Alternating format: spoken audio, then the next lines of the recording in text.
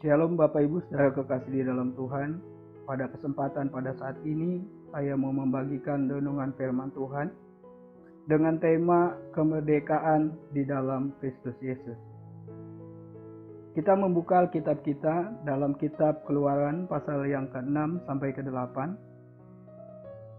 Firman Tuhan berkata demikian, "Sebab itu katakanlah kepada orang Israel, Akulah Tuhan, aku akan membebaskan kamu dari kerja paksa orang Mesir, melepaskan kamu dari perbudakan mereka, dan menebus kamu dengan tangan yang teracung, dan dengan hukuman-hukuman yang berat.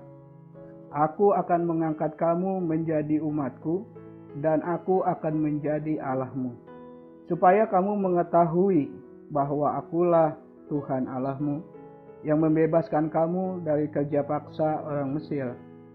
Dan aku akan membawa kamu ke negeri yang dengan sumpah telah kujanjikan, memberikannya kepada Abraham, Ishak, dan Yakub, dan aku akan memberikannya kepadamu untuk menjadi milikmu.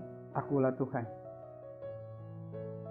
Kata merdeka mempunyai arti bebas, bebas dari segala tuntutan atau perhambaan.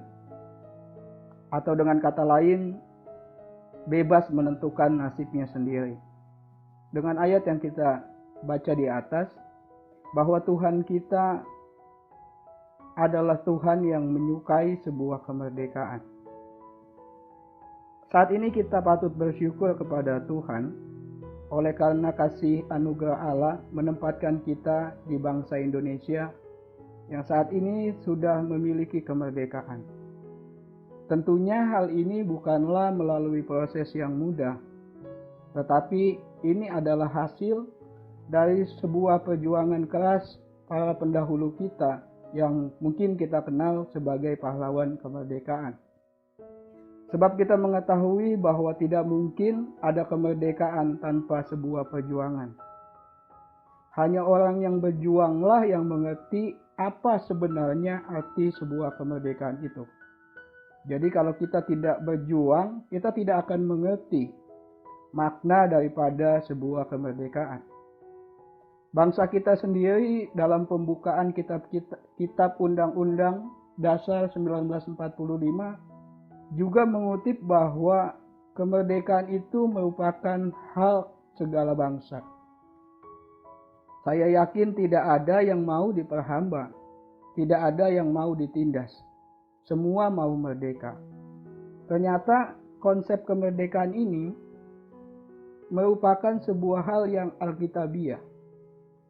Tuhan mau kita hidup di dalam kemerdekaan.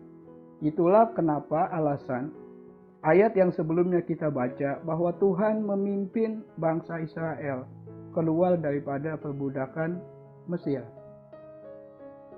Dan tak lain halnya Bapak Ibu Saudara kalau kita teliti bahwa manusia itu diciptakan sebegitu sempurnanya, bahkan dikatakan segambar dan serupa dengan Allah. Tuhan sendiri tidak mengintervensi kebebasan kita, yang mungkin saat ini kita mengenal sebuah istilah yang dikatakan free will atau kehendak bebas. Tuhan mau kita hidup dalam kemerdekaan. Dia membiarkan kita manusia memilih untuk taat atau tidak taat kepada Allah. Namun sayangnya manusia itu tergoda oleh tipu daya iblis. Sehingga saat ini walau secara jasmania kita sudah merdeka, tetapi roh kita terbelenggu oleh perhambaan dosa. Seperti yang kita tahu di dalam kitab Roma pasal yang ketiga ayat yang ke-23 sampai ke-24 dikatakan demikian. Karena semua orang telah berbuat dosa dan telah kehilangan kemuliaan Allah. Dan oleh kasih karunia telah dibenarkan dengan cuma-cuma karena penebusan dalam Kristus Yesus. Keselamatan atau kemerdekaan itu datangnya dari inisiatif Tuhan, bukan karya manusia. Dan tidak ada yang manusia yang dapat mengatasi dosa kecuali Tuhan Yesus. Dia telah menyelesaikan itu di atas kayu salib bagi kita semua. Yesuslah kebenaran itu, dan hanya Dialah yang dapat memerdekakan kita daripada perhambaan dosa. Bapak, Ibu, Saudara, dan saya, kita hanya percaya kepada Dia yang adalah juru selamat kita. Dengan cara kita mengaku dengan mulut kita dan percaya dalam hati kita akan diselamatkan. Juga di dalam Yohanes pasal yang ke-8, ayatnya yang ke-32 sampai ke-34, firman Tuhan berkata demikian. Dan kamu akan mengetahui kebenaran, dan kebenaran itu akan memerdekakan kamu. Jawab mereka, kami adalah keturunan Abraham, dan tidak pernah menjadi hamba siapapun. Bagaimana engkau dapat berkata, kamu akan merdeka? Kata Yesus kepada mereka, aku berkata kepadamu, sesungguhnya setiap orang yang berbuat dosa adalah hamba dosa. Di sini kita ketahui bahwa Yesus adalah Tuhan kita yang membebaskan kita daripada perhambaan dosa. Tidak ada manusia yang bisa mengatasi dosa kecuali Dia, Yesus Kristus. Bapak, Ibu, Saudara kekasih di dalam Tuhan, setelah kita mengetahui bahwa kita sudah hidup dalam kemerdekaan, ada tugas yang kita punya untuk mengisi bagaimana hidup di dalam kemerdekaan ini. Di sini saya mencatat bahwa yang pertama, kita harus hidup dalam ketaatan akan Kristus. Yang kedua adalah kita bertanggung jawab atas kemerdekaan yang telah kita miliki.